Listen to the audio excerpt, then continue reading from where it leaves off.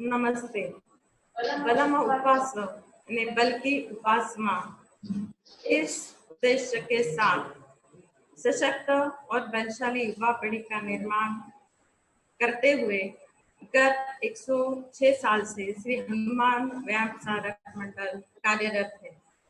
आज के इस कोविड-19 पैंडेमिक के माहौल में शारीरिक सुदृढ़ता और उसके साथ साथ आने वाली रोग प्रतिकारक शक्ति कितनी महत्वपूर्ण है ये हम जानते हैं और इसमें योग बहुत बड़ी भूमिका निभाता है।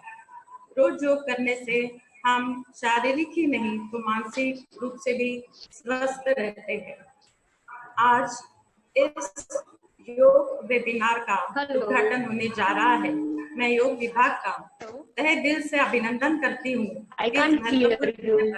आज ये वेबिनार संपन्न होने जा रहा है और आशा करती हूँ कि इस योग के माध्यम से तथा मास्क पहन के सोशल डिस्टेंसिंग तथा हाइजीन के साथ आप स्वस्थ रहेंगे ऐसी मैं कामना करती हूँ। श्री हव्या प्रमंडल द्वारा संचालित degree college of physical education के योग विभाग की ओर से अंतर्राष्ट्रीय योग दिवस के उपलक्ष्य पर आज रोल ऑफ योग in health hazard during covid pandemic इस विषय पर 5 दिन का वेबिनार रखा गया है और इसका उद्घाटन हुआ ऐसा मैं जाहिर करती हूँ। धन्यवाद। धन्यवाद मैडम। उसके बाद मैं आमंत्रित करता हूँ डॉक्टर के देवनाथ सर, प्राचार्य degree college of physical education Amravati. उनसे मैं विनती कर रहा हूँ हमें मार्गदर्शन करें।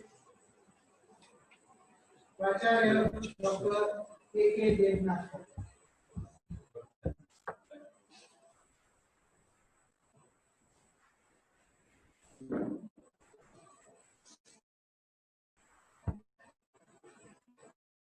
Namaskar. Thank you so much, Mr. Sandeep ji, for having me into this context. मैं श्री हनुमान व्यायाम प्रसारक मंडल तथा degree college of physical education और मेरा ओर से मैं आप सभी का हार्दिक स्वागत करता हूं। स्पेशली मैं on behalf of the whole institution, the department of yoga, and on my personal behalf, I most sincerely welcome all honorable guest speakers who have accepted our invitations for their kind presentations. Friends, because of time constraints, as I have been asked for, what all I can say at this moment is that we all should be healthy, fit, safe, and secured. All advisory given by the government of India should be also followed in line with. This is a commemorating event, International Yoga Day and this webinar being organized by this department. I must once again thank Dr. Labreji, HOD of this yoga department,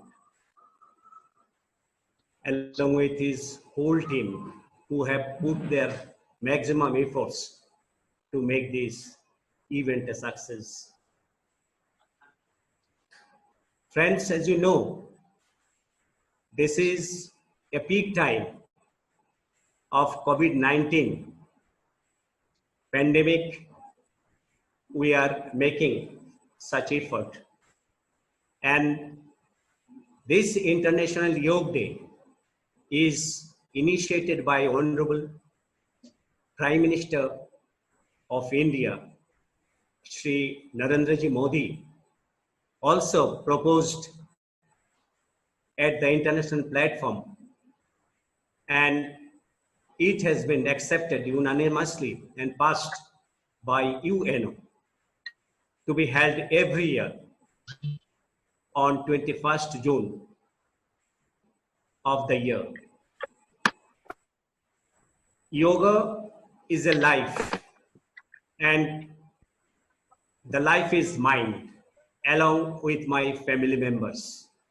This is the theme which ought to be inculcated.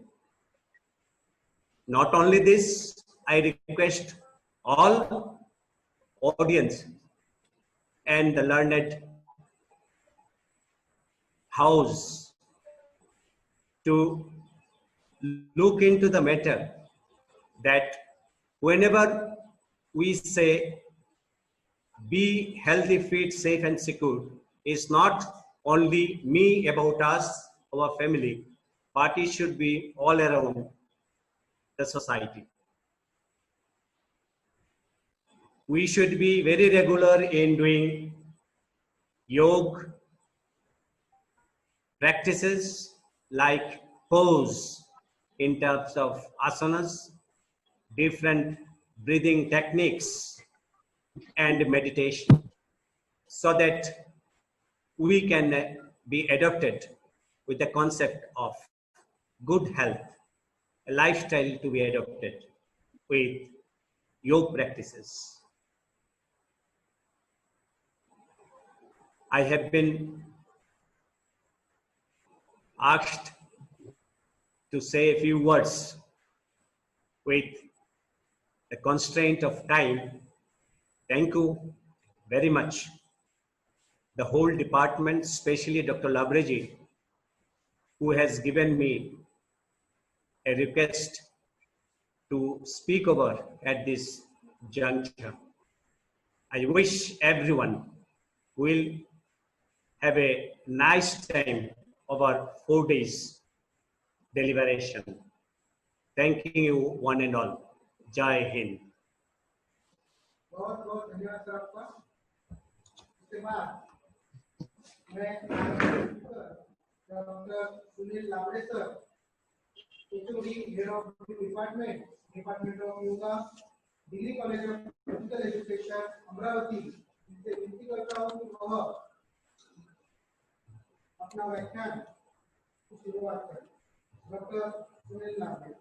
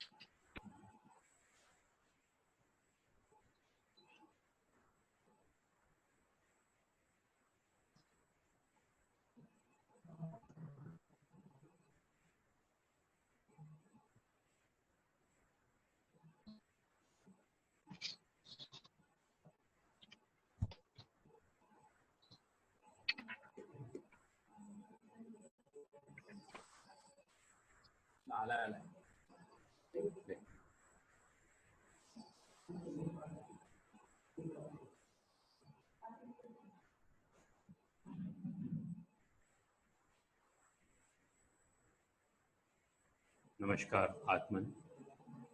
Degree College of Physical Education, Amravati, Department of Yoga. on the occasion of International Day of Yoga 2020,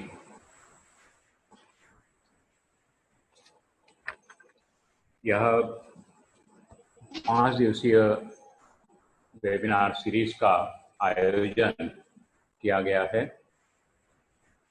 इसकी शुरुआत हम प्रार्थना से करेंगे।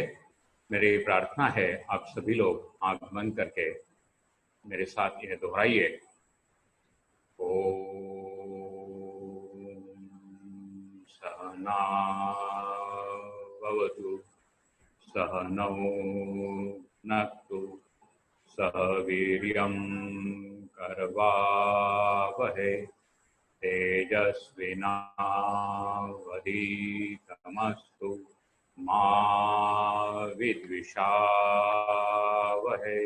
ओम शांति शांति शांति। हरि ओम।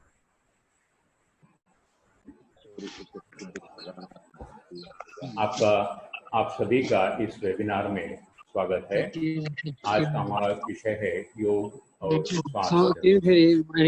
Corona कहर कोविड-19 विश्वव्यापी महामारी आज सोशल मीडिया पर, वृत्तपत्र, न्यूज आदि में सर्वत्र इस पर काफी चर्चा हो रही है। विश्व के अधिकतम राष्ट्र प्रभावित है। वैज्ञानिक दवाई और वैक्सीन ढूंढने में जुटे हुए हैं। संभवतः वे सफल हो जाएंगे। अब तक के अवलोकन से ज्ञात होता है कि यह विषाणु से संक्रमित ही व्यक्ति खुद को नहीं बचा पाते जो पहले से बीमार हो, या फेफड़ों से संबंधित जिन्हें रोग हो, या 50 साल से ऊपर वृद्ध है, या छोटे बच्चे हैं, या योग की भाषा में हम कह सकते हैं कि ऊर्जा का स्तर कम है, या आधुनिक वैदिक शास्त्र के अनुसार इम्यूनिटी कम है। अवलोकन से यह भी ज्ञात होता है कि इस महामारी से उच्चतम रोग प्रतिरोधक शक्ति वाले संक्रमित व्यक्ति बिना दवाई के पुनः स्वस्थ हो रहे हैं। इसका मतलब यह है कि विषाणु से डरने की आवश्यकता नहीं है। हमें हमारा स्व बचाव तंत्र मजबूत करना चाहिए। लॉकडाउन, घरों में दुबक कर रहना यह स्थायी इलाज नहीं है। हमें इसके साथ जीना सीखना होगा। कब तक हम घरों में रह सकते हैं, ऐसे संभव नहीं है। फिर हमें क्या करना चाहिए? कोरोना के साथ जीने के लिए हमें स्वास्थ्य विभाग से जारी सावधानियों के साथ हमारे स्व बचाव तंत्र को मजबूत करना है ताकि हम संक्रमित ना हो, और यदि हो जाते हैं ही पुनः स्वस्थ होकर अपना जीवन यापन सहजता से कर सकें। स्व बचाव तंत्र को मजबूत करने के लिए हमें अपने बारे में थोड़ी जानकारी होना आवश्यक है। जैसे योग की दृष्टि में शरीर क्या है, अब हमारा शरीर कार्य कैसे करता है, स्वास्थ्य और रोग क्या है, शरीर में ऊर्जा का महत्व क्या है, शरीर ऊर्जा क्षय करने वाले कारक कौन से हैं, और योगोपचार।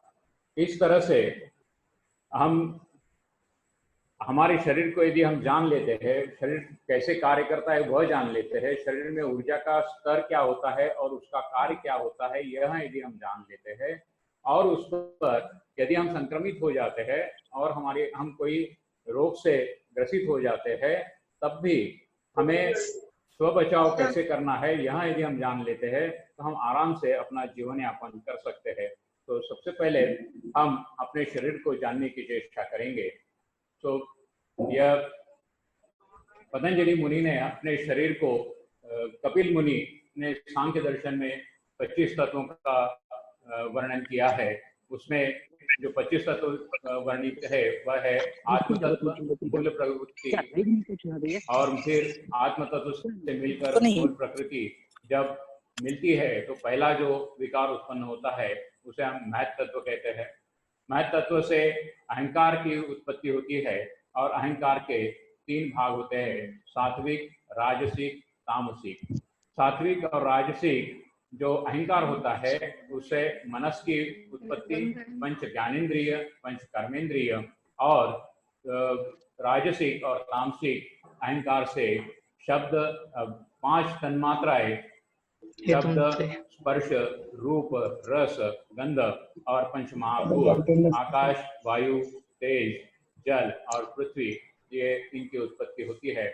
और ऐसे हमारा यह सारा शरीर जो है, जिसे मैं स्वयं कहता हूँ, जब मैं स्वयं कहता हूँ तो यह सारा का सारा अवयव जो है वह उसको निहित होता है। यानी जब मैं कहता हूँ तो उसमें मेरे मन, चित्त, बुद्धि, अहंकार, मेरे इंटरनल ऑर्गन, मेरे बाह्यकरण, करण यानी अवयव, यह सभी निहित होता है।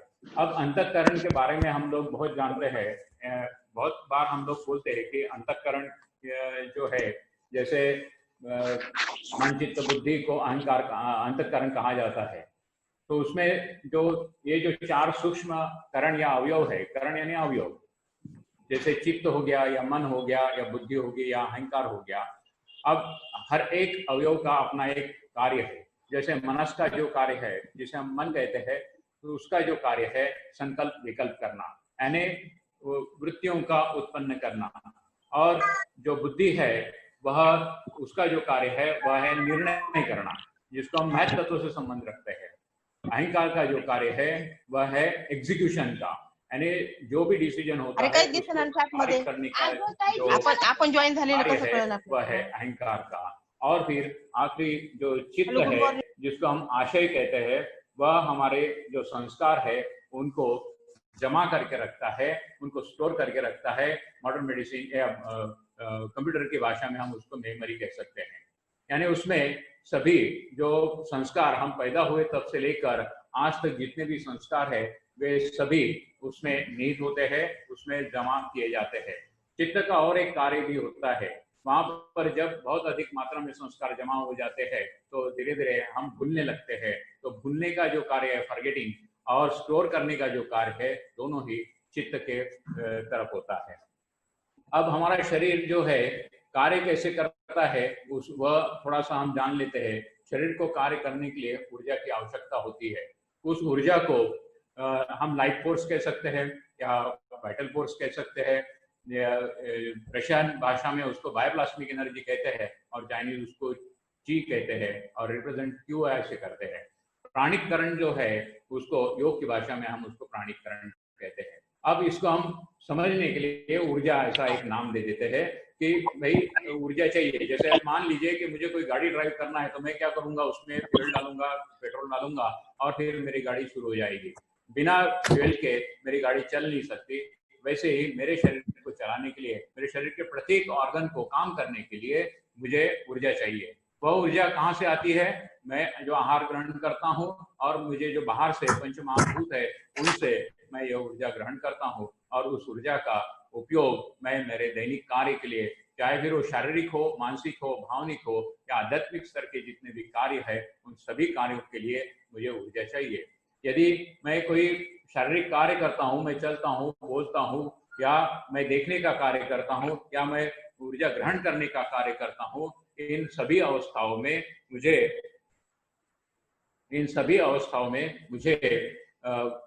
ऊर्जा जो है वह चाहिए। और उस ऊर्जा, बिना उस ऊर्जा के मेरे यह अवयव कार्य नहीं कर सकते। अब मान लीजिए कि मुझे मेरे जो शरीर के जो 25 तत्व है वे कैसे काम करते हैं, उसका एक छोटा सा उदाहरण हम लेते हैं कि मान लीजिए मेरे सामने कोई ऐसा इवेंट हो जाता है या फिर कोई भुजंग मेरे सामने आ जाता है जिसको मैं डरता हूँ। मुझे मालूम है, मेरे पूर्व संस्कार से मुझे यह ज्ञात है कि यदि वो मुझे काट लेता है तो मेरी मृत्यु हो सकती है। ऐसी स्थिति में मैं क्या करता हूँ कि मेरे मन में विचार उत्पन्न होते हैं कि या तो मुझे भागना चाहिए या फिर मुझे रुककर उसके साथ लड़ना चाहिए। फिर मेरी जो बुद्धि है उसके ऊपर निर्णय लेती है, नहीं मुझे लड़ना चाहिए, यहाँ रुककर लड़ना चाहिए। या फिर विपरीत भी बुद्धि निर्णय दे सकती है कि नहीं मुझे भागना चाहिए। अब जो भी निर्णय बुद्धि लेगी उसके ऊपर कार्य करने का या एग्जीक्यूशन को लाने का, एग्जीक्यूट करने का जो कार्य है वह मेरे अहंकार के माध्यम से होता है। वह अहंकार क्या करेगा, मेरे शरीर में जो मस्तिष्क है, मस्तिष्क का कार्य जो होता है कि मेरे शरीर के सभी जो ऑर्गन्स है, इंटरनल ऑर्गन्स हो, वाइटल ऑर्गन्स हो, कर्मेंद्रिय हो, ज्ञानेंद्रिय हो, उनके ऊपर नियंत्रण रखना और उनके माध्यम से कार्य करना, यह मस्तिष्क का काम है। तो मस्तिष्क के जो सेंटर्स है जिनसे संबंधित इस क्रिया के लिए आवश्यक जो अवयव है उनको गतिशील करना है, वहां जो सेंटर्स है वह उद्दीप्त होते हैं अहंकार के माध्यम से, और फिर मस्तिष्क से वह प्रेरणा उन अवयवों तक जाती है और फिर मेरे शरीर के माध्यम से वह घटना घट जाती है या वह कार्य हो जाता है। तो इस तरह से मेरा शरीर कार्य करता है। अब इस सभी क्रिया जो है इतने अल्प समय में हो जाती है कि मुझे पता ही नहीं चलता कि मेरे शरीर में क्या घट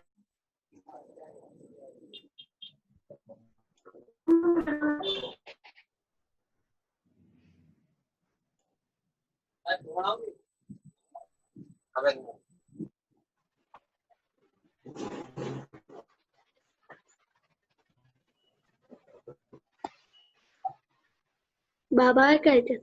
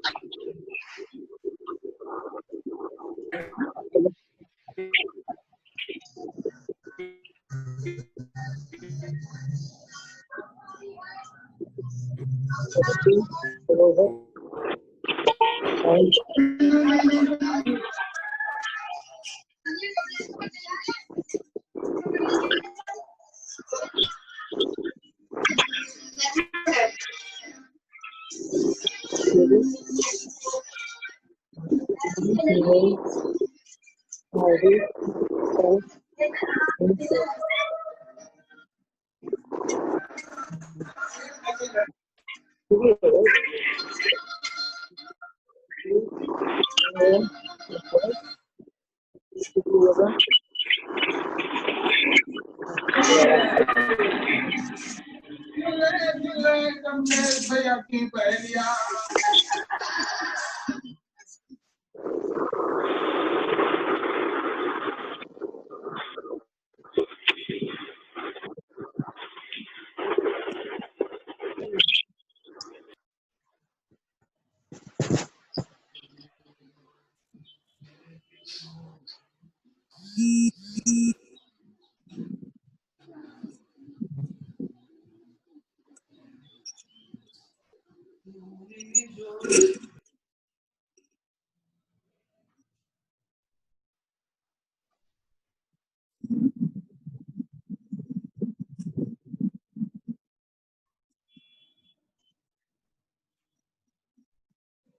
सगळे बंद होते बरं. ग्रामपंचायत मध्ये म्हणून मध्ये गेलो.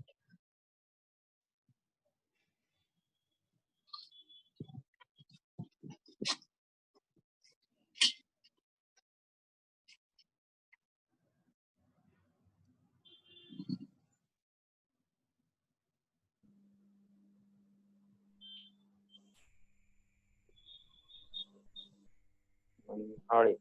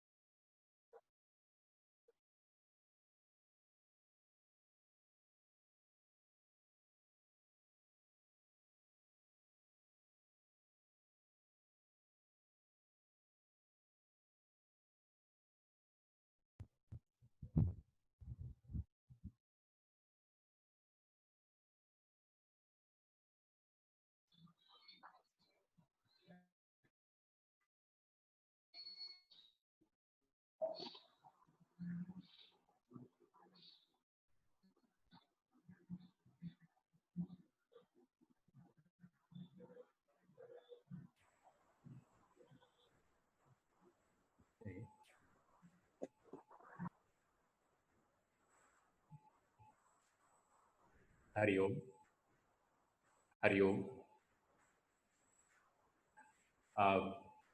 कुछ टेक्निकल फॉल्ट होने के कारण डिस्कनेक्ट हो गया था, इसलिए माफी चाहता हूँ। तो हमारा जो शरीर है वह शरीर का कार्य करने के लिए हमें ऊर्जा की आवश्यकता होती है, और यहाँ जो ऊर्जा है, यहाँ ऊर्जा हमारे शरीर में हम जो अन्न ग्रहण करते हैं उसके माध्यम से आती है, या फिर हम जो कार्य कर रहे हैं कोई कार्य हमारे शरीर के अवयव है, उन अवयवों का कार्य यदि हम रोक देते हैं तो बहुत हद तक हमारी ऊर्जा स्टोर होने लगती है। अब यह कार्य शरीर कैसे करता है, और हमारे ऑर्गन्स को काम करने के लिए जो ऊर्जा चाहिए उसको हम एक उदाहरण के स्तर पर देख सकते हैं। मान लीजिए कि मेरे घर के ऊपर कोई पानी की एक टैंक है, वह उसमें से एक पाइप नीचे की ओर आ गया है। अब यदि वह पाइप को लगकर यदि मैं 4 या 5 टैप लगा देता हूँ, नल लगा देता हूँ, उनमें से एक नल मैं यदि खोल देता हूँ और उसके नीचे कोई बकेट रख देता हूँ, तो क्या होगा कि बहुत तेजी से वो बकेट भर जाएगी। यानी अब इस उदाहरण को हम और अच्छे से समझने की चेष्टा करते हैं कि यदि एक टैप खोल दिया है, उसके साथ मैंने दूसरा भी टैप खोल दिया और दूसरे टैप के नीचे भी बकेट रख दिया, तो जो दोनों बकेट को भरने का समय है वह बढ़ जाएगा। इसके साथ यदि मैं बकेट बढ़ा देता हूं और टैप खोल देता हूं, तो क्या होगा कि ऊर्जा डिवाइड हो जाएगी और मेरा ऊर्जा का स्तर बहुत तेजी से घटता जाएगा, और जो कार्य सिद्धि है यानी बकेट का भरने का जो काम है वह उसमें समय लगना शुरू हो जाएगा। तो इस तरह से जो ऊर्जा का जो स्तर है वह घटता जाएगा और कार्य सिद्धि में समय लगना शुरू हो जाएगा। तो इसके लिए हमें योग में हम क्या करते हैं कि धीरे धीरे एक एक टैप जो है उसको हम बंद करते हुए अपनी ऊर्जा का स्तर बढ़ाते हैं, और धीरे धीरे उसको बढ़ाने के बाद हर एक जो कार्य है उसमें जो समय लगता है उसको हम कम कर सकते हैं। अब हमारा शरीर जो है, शरीर में ऊर्जा ग्रहण करना और शरीर के ऊर्जा के माध्यम से कार्य सिद्धि करना, यह 2 चीजें हमने ध्यान में आ गई है। अब हमारा शरीर जो है, शरीर को 2 चीजों की शरीर में जो हमारा जो शरीर के जो ऑर्गन्स है, अब स्वास्थ्य और रोग, इनमें क्या अंतर है उसको हम समझने की चेष्टा करते हैं। अब जैसे हमारा शरीर का स्वास्थ्य है इसका मतलब क्या है कि मेरे शरीर के जो स्थूल ऑर्गन है या सूक्ष्म ऑर्गन है या अति सूक्ष्म ऑर्गन है, अवयव है, उन सभी का अपना एक निहित कार्य होता है। जैसे मन का अपना एक निहित कार्य है संकल्प विकल्प करना। मेरे हाथों से जो काम मैं करता हूँ मैं आंखों से नहीं कर पाऊंगा, तो मेरे ज्ञानेंद्रियों का अलग कार्य है, कर्मेंद्रियों का अलग कार्य है। तो मेरे जितने भी कर्मेंद्रिय है, ज्ञानेंद्रिय है, वाइटल ऑर्गन्स है, जैविक अवयव है और जो सूक्ष्म अवयव है, इन सभी का अपनी पूरी ताकत से अपनी पूरी ताकत से जब ठीक ढंग से हम लोग ऑर्गन जो है वो काम करना शुरू कर देते हैं, ऐसी स्थिति में मेरे शरीर की जो अवस्था बनती है, उस स्थिति में उस स्थिति को हम क्या कहते हैं? स्वास्थ्य कहते हैं। अब यदि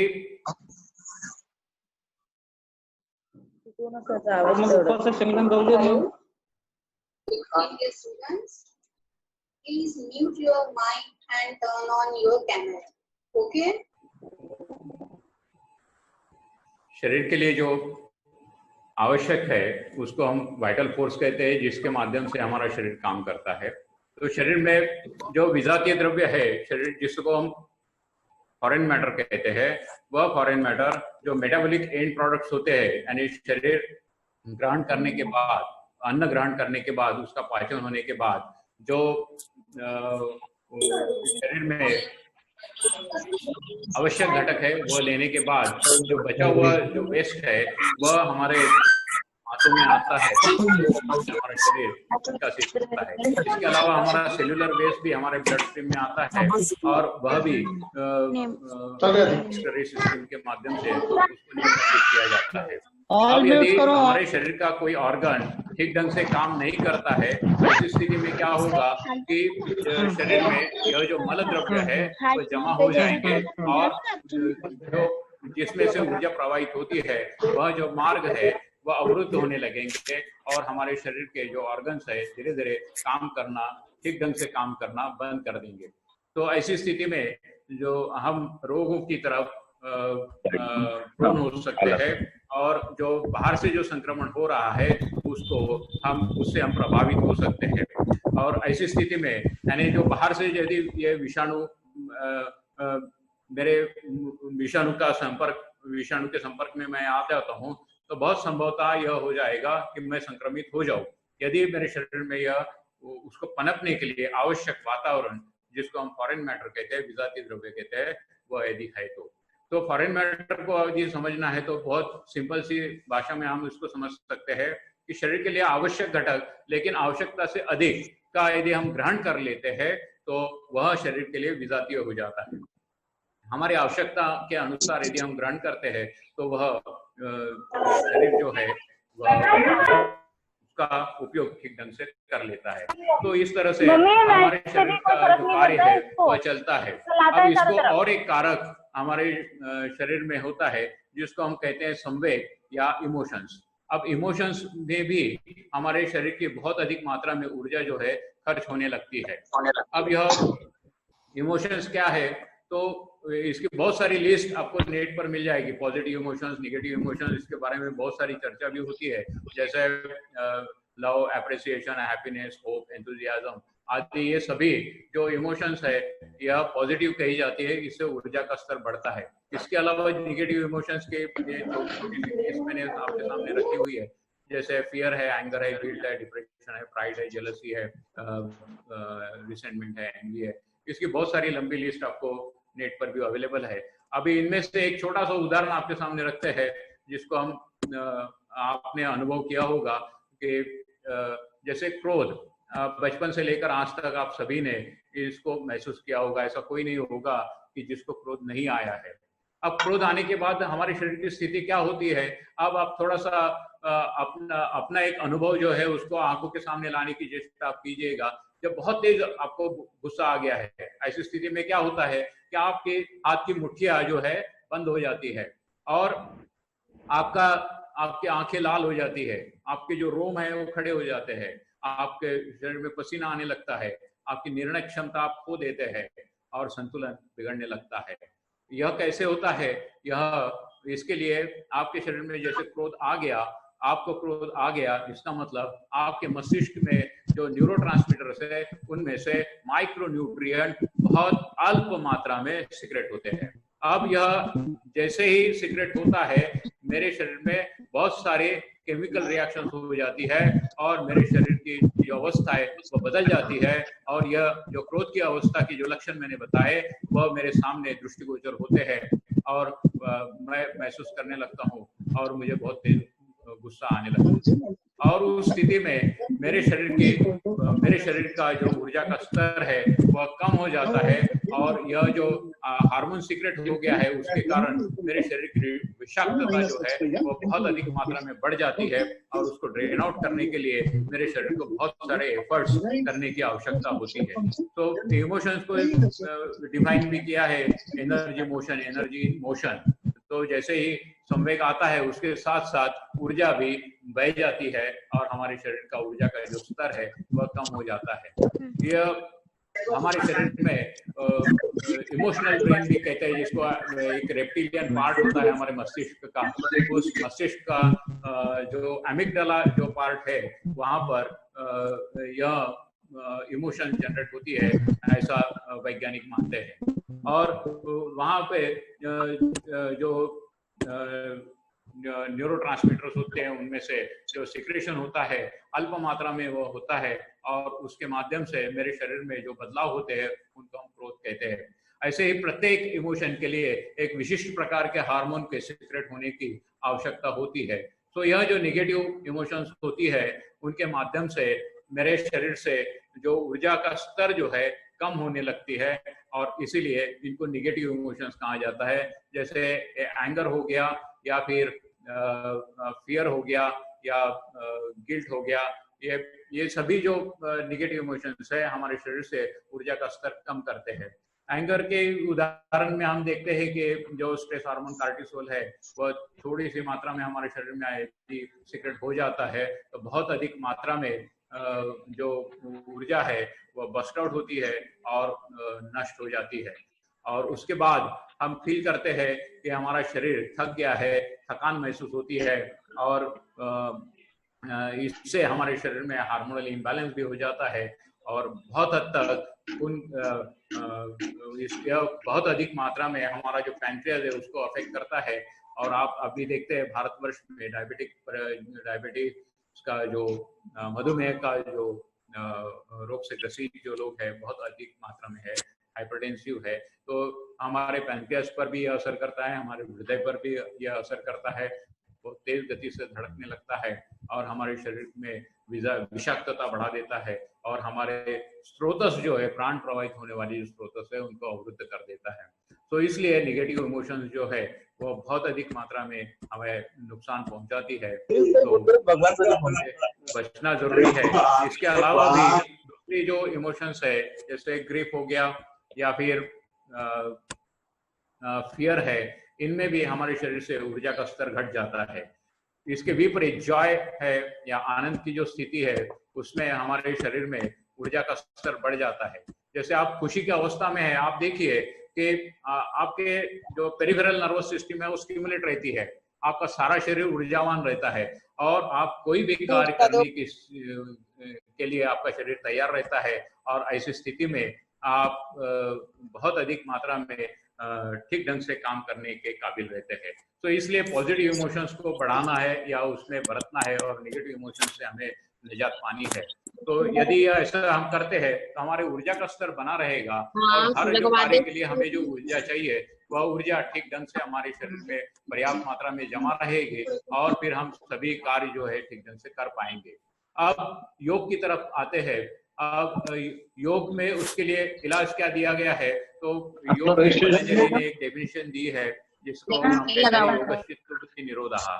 चित्त की वृत्तियां जो है उसका निरोध करना ही योग है। तो यह सर्वमान्य भाषा है। अब चित्त क्या है, चित्त में जो संस्कार है और उन संस्कारों के आधार पर मनस के माध्यम से जो संकल्प और विकल्प यानी विचारों की वृत्तियां निरंतर चलती रहती है। हम भी जानते हैं कि ऐसा कोई क्षण नहीं होता कि जब हमारे मन में कोई विचार नहीं आ रहा है, और जैसे ही विचार आता है उस विचार के माध्यम से हम हमारे शरीर की ऊर्जा का क्षय करते हैं।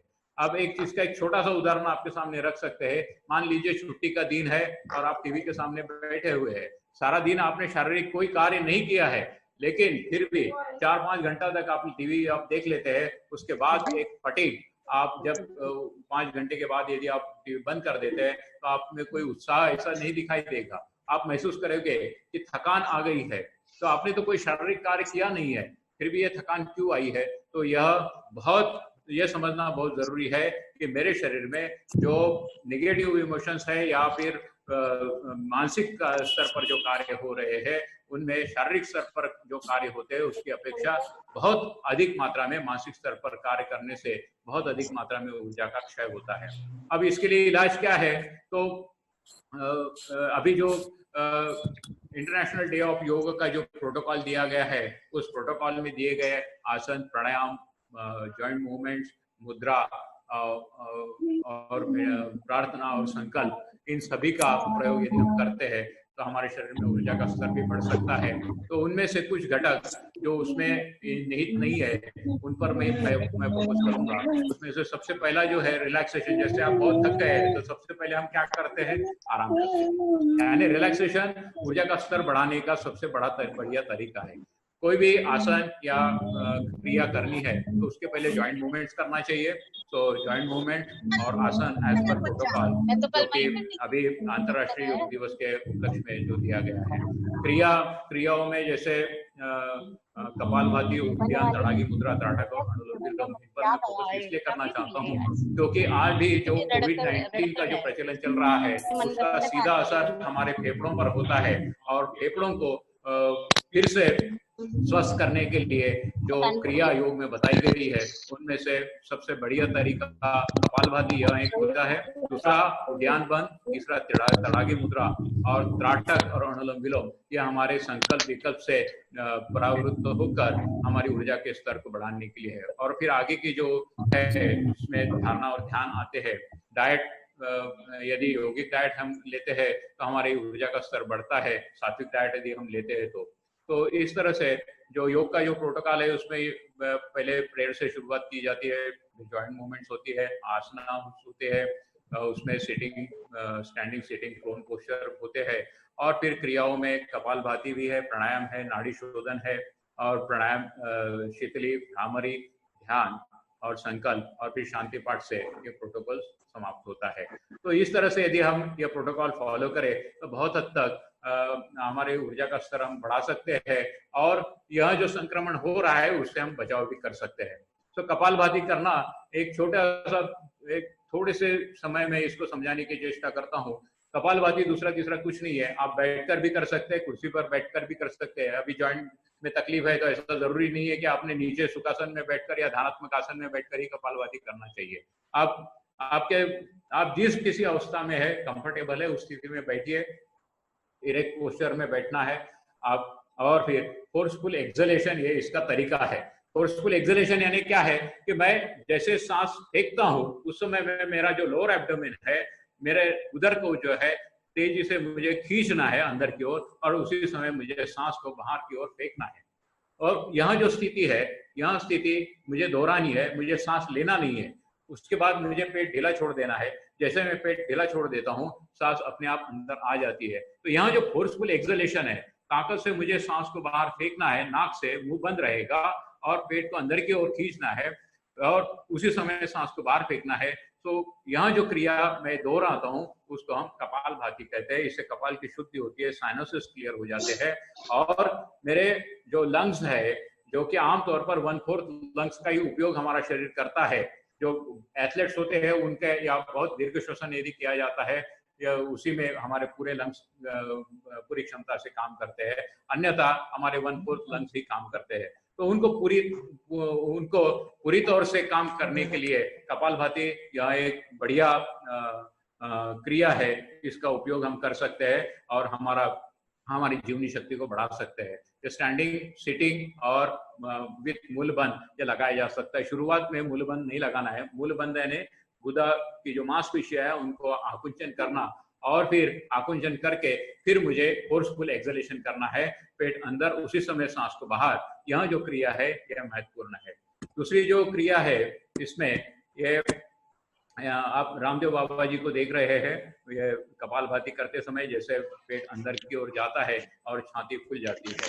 यह बैठकर वज्रासन में और ध्यानात्मक आसन में बैठकर हम उड्डयन क्रिया कर सकते हैं। अब उड्डयन क्रिया में हम लोग क्या करते हैं, तो पूरा पहले दीर्घ श्वसन लेना है, इस कंडीशन में बैठना है, और सुखासन में यदि बैठ सकते हैं तो सुखासन में बैठिए, या वज्रासन में बैठ सकते हैं तो वज्रासन में बैठिए।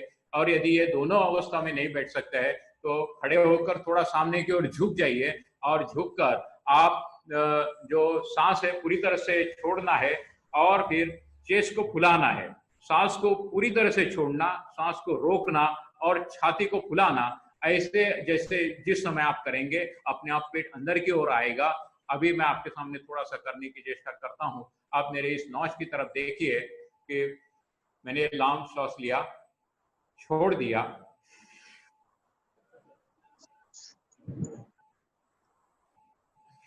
आप देख सकते हैं कि जैसे ही मैंने सांस छोड़ी फिर रोक दी, रोक कर मैंने चेस्ट को फुलाया, तो यहाँ पर ये जो नॉच है अंदर की ओर गई, यानी निगेटिव प्रेशर क्रिएट हो गया।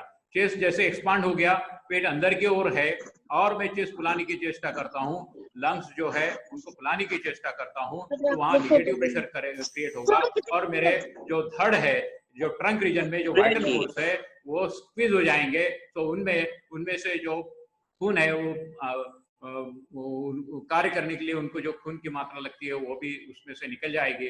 उसके साथ साथ उनमें जो वेस्ट है वो भी ड्रेन आउट हो जाएगा। और जैसे मैं रिलैक्स होता हूँ, जैसे मैं सांस ग्रहण करता हूँ, पूरी तेजी से अंदरूनी ऑर्गन जो है उनकी तरफ खून का संचार बढ़ जाता है।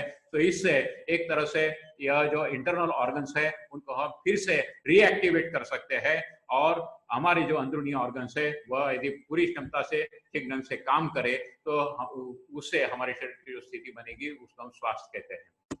तीसरी जो क्रिया है वह तड़ागी मुद्रा, उड्डयन बंद जो हम उड्डयन जो क्रिया करते हैं वही क्रिया हम लेट कर करते हैं।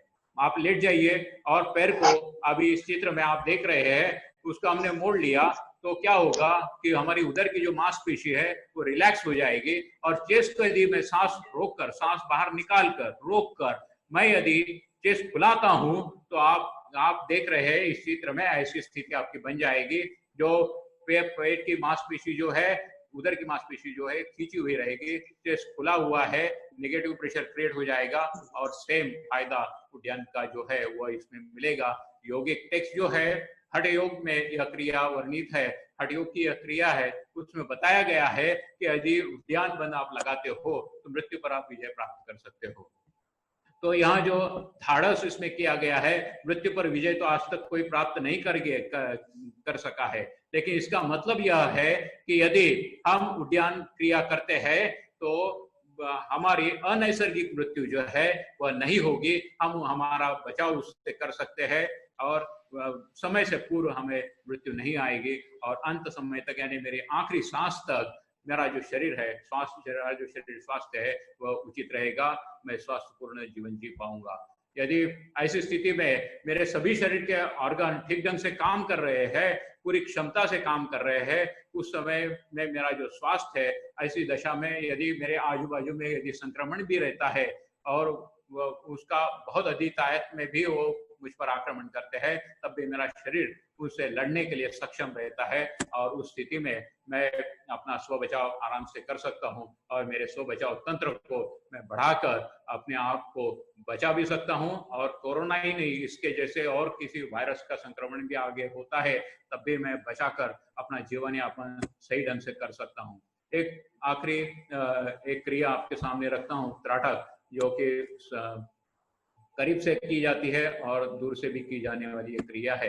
तो इसमें एक छोटी सी क्रिया यह होती है, वास्तव में त्राटक अंदर में करने की क्रिया है, लेकिन पहले हमें मन को एकाग्र करने के लिए, शांत करने के लिए उसको पहले बाहर किया जाता है और हम उसको ज्योति पर भी कर सकते हैं, नाक के टोक पर भी कर सकते हैं, अंगूठा सामने रखकर उसके उस पर भी कंसंट्रेट कर सकते हैं या दीवार पर कोई सफेद कपड़ा लगाकर या फिर सफेद पेंट लगाकर एक बिंदु लगाकर भी किया जा सकता है।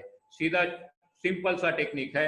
यदि हम उस बिंदु पर कंसंट्रेट करते हैं, फोकस करते हैं, लेकिन हमें आंखें तब तक खुली रखनी है जब तक कि मेरे आंखों से अश्रु की धारा शुरू ना हो जाए, तब तक मुझे आंखों की जो पलकें है उसको नहीं मिटाना है, एक तार एक जैसे हमें देखना है।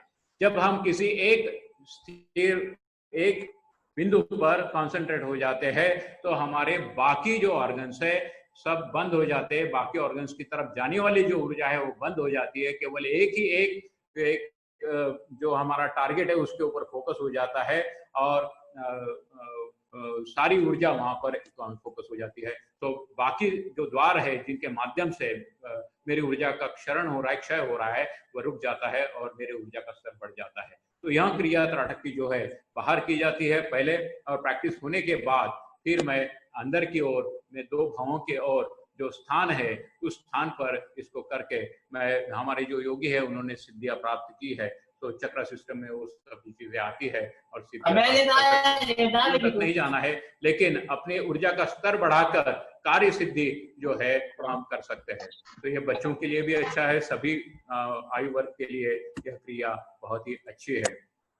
एक मून मेडिटेशन में यह तंत्र क्रिया की एक क्रिया है जिसको मून मेडिटेशन भी कहा जाता है या मून पर या चांद पर त्राटक कहा जाता है।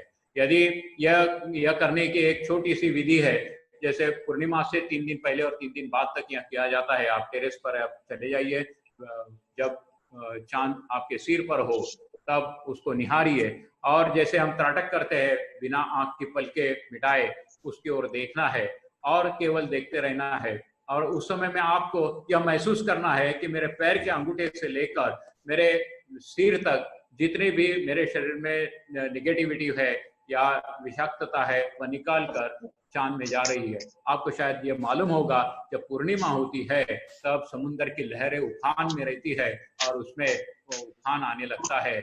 वैसे ही यह पानी का कारक है और मेरा शरीर भी, मेरे शरीर में 75% पानी की मात्रा है, जल मात्रा है। और उस कारण जो मन का जो कारक है उसको चंद्र माना गया है। और मन में और मेरे चित्त में जो निगेटिविटी भरी हुई है या निगेटिव इमोशंस है या निगेटिव संस्कार जो जमा है वह धरातल पर आते हैं और इनके माध्यम से हम इसको निकाल कर, निष्कासित कर उनका क्षय कर सकते हैं और हमारे शरीर में पॉजिटिविटी बढ़ा सकते हैं और हमारे शरीर का ऊर्जा का स्तर बढ़ा सकते हैं। तो इसके साथ साथ इसके और भी बहुत अधिक फायदे हैं जो कि हम इसके अलग से सेशन लेकर किया जा सकता है। ग्रुप में यदि करना है तो बच्चों के साथ या विद्यार्थियों के साथ ये किया जा सकता है, फैमिली के साथ जो त्राटक किया जा सकता है। दीवार पर काला बिंदु लगाकर, पीला बिंदु लगाकर ये किया जा सकता है। ज्योति त्राटक भी हो सकता है। तो इस तरह से त्राटक करके और जो योगिक क्रियाओं का प्रयोग करके हम अपनी ऊर्जा का स्तर बढ़ाकर हम इस पैंडेमिक से अपना बचाव भी कर सकते हैं और सरलता से अपना जीवन यापन कर सकते हैं। यदि किसी को कोई प्रश्न है तो आप प्रश्न पूछ सकते हैं। आपने बीच में 2 बार इंटरप्शन हुआ कोई टेक्निकल प्रॉब्लम होने के कारण, इसलिए मैं आप सभी के क्षमा प्रार्थी हूँ और आपने मुझे सुना इसलिए आपका धन्यवाद देता हूँ। धन्यवाद। हरिओम सर, कुछ सवाल आए हैं जिसमें से एक ने पूछा है कि मेंटली डिसऑर्डर जो लोग होते हैं उनको अगर सुधारना है तो उसके लिए हम कौन कौन से आसनों का या कौन कौन से योगिक प्रक्रियाओं का उपयोग कर सकते हैं? बहुत बढ़िया। एक सवाल आया है, उसमें पूछा गया है कि मानसिक स्तर के जो रोग है उनसे हम कैसे निजात पा सकते हैं। अभी जो मैंने संवेगों के बारे में बताया और उसके ऊपर ऊर्जा का स्तर, तो उसके लिए यदि वह व्यक्ति हमारी कमांड फॉलो करता है तो मैंने इसके पहले की जो स्लाइड्स है उसमें जो बताया था आपको, 1 मिनट में अभी आपको देख कर चलता हूँ।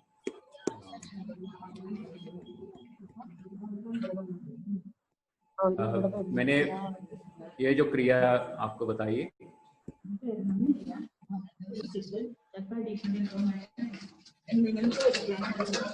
हेलो, ये इसमें आप देख रहे हैं, इसमें कपालभाति जो है वह आपको थोड़ी सीख लेनी पड़ेगी।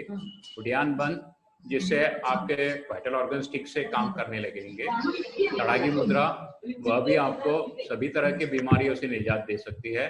त्राटक जो है वह मानसिक बीमारियों का कारक जो है मन है, ये आप थोड़ा समझ लीजिएगा। यदि जब तक आपका मन स्थिर नहीं होगा, मानसिक स्तर की जो बीमारियां है उनसे हम निजात नहीं पा सकते। उसके लिए त्राटक और उसके नीचे मैंने लिखा है अनुलोम विलोम। यह 2 क्रियाएं ऐसी है जो आपको शरीर स्वास्थ्य या मानसिक स्वास्थ्य में बहुत मददगार हो सकती है। अनुलोम विलोम में हम क्या करते हैं कि हमारे जो स्वर है उनको बैलेंस करते हैं। स्वर बैलेंस करते हैं यानी क्या करते हैं कि अनुलोम विलोम यह क्रिया कैसी है, मैं एक नाक से सांस लेता हूँ, दूसरी से छोड़ता हूँ, दूसरी से लेता हूँ, पहले से छोड़ता हूँ, मुद्राओं को छोड़ दीजिए।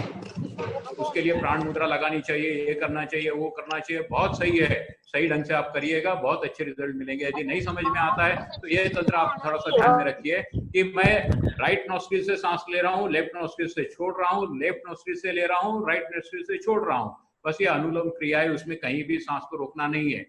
जब भी आप बीमार है, हठ योग में बताया गया है सांस को नहीं रोकना है। यदि आप रोकते हैं तो दुर्धर बीमारियों से ग्रसित हो सकते हैं। आपको कहीं भी कुंभक नहीं लगाना है, प्राणायाम नहीं करना है, आपको क्रिया करनी है। अनुलोम क्रिया से हमारा क्या होता है कि लेफ्ट नॉस्ट्रिल और राइट नॉस्ट्रिल रिप्रेजेंट करते हैं हमारे रेड ब्रेन और राइट ब्रेन और लेफ्ट ब्रेन को। इनमें बैलेंस करने की क्षमता अनुलोम विलोम में होती है। और धीरे धीरे आपको मालूम होगा कि 2 घंटा कुछ समय तक हमारा एक स्वर चलता है और उसके बाद स्वर बदल जाता है। जब भी आप बीमार होते हो, आप अपने स्वर को आप देख लीजिए, अभी भी आप टेस्ट कर सकते हैं।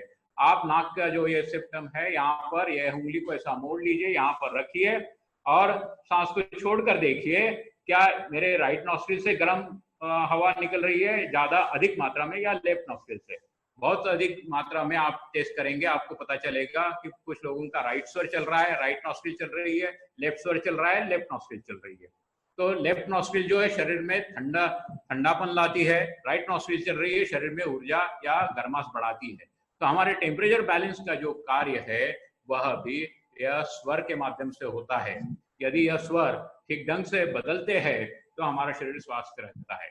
और आप बीमार रहेंगे, आप देखेंगे कि अभी जैसे ये कोविड का एक सिम्टम है सर्दी होना, जुकाम होना, और उसमें क्या होता है कि एक नॉस्ट्रिल बंद हो जाती है, तो आपकी अधिक समय तक लेफ्ट नॉस्ट्रिल यदि शुरू हो जाती है तो आपका सिर पकड़ जाएगा, साइनसेस भरने लगेंगे, कफ की मात्रा बढ़ने लगेगी, ये सब क्रियाएं होती है। तो जैसे ही ये दोनों स्वर बैलेंस हो जाएंगे तो आपके शरीर में स्वास्थ्य आ जाएगा। त्राटक आप करेंगे तो बाकी जो विचार जो उत्पन्न हो रहे हैं उनसे हम निजात पाएंगे। मून मेडिटेशन आप करिएगा, इससे जो निगेटिविटी है उसको हम निकाल सकते हैं और शरीर को मानसिक बीमारियों से बहुत हद तक निजात पाया जा सकता है। उसके लिए एक अलग से सेशन लगेगा यदि मानसिक बीमारियों पर यदि उपचार ये आप चाहते हैं तो। लेकिन यह भी क्रिया आप दोहराते हैं तो विद इन 3 months आप अपने आप में बहुत अधिक मात्रा में बदलाव को महसूस करेंगे। और कोई सवाल? बहुत बहुत धन्यवाद sir. College of physical education hello, department of yoga की ओर से इस कार्यक्रम का यहाँ पे हमें लेक्चर भी सुनने को मिला है। सभी पार्टिसिपेंट से विनती है कि चैट बॉक्स में आज की फीडबैक लिंक हमने डाली हुई है, ग्रुप में भी डालेंगे, टेलीग्राम ग्रुप में। आज शाम 7 बजे से पहले आपने फीडबैक फॉर्म भर के सबमिट कर देना है। कल सुबह ठीक 10 बजे अपना सेशन स्टार्ट होगा। 10 बजने से 2 मिनट पहले ही आपके ग्रुप में जूम तथा फेसबुक लाइव की लिंक दी जाएगी। याद रहिए, फेसबुक लाइव की क्षमता कम होने की वजह से हम जूम की क्षमता कम होने की वजह से फेसबुक ले रहे सभी क्या आप फेसबुक में जाकर सारे सेशन अटेंड कर सकते हैं। सबका धन्यवाद।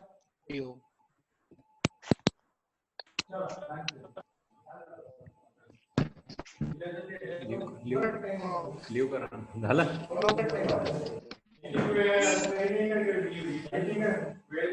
याच्या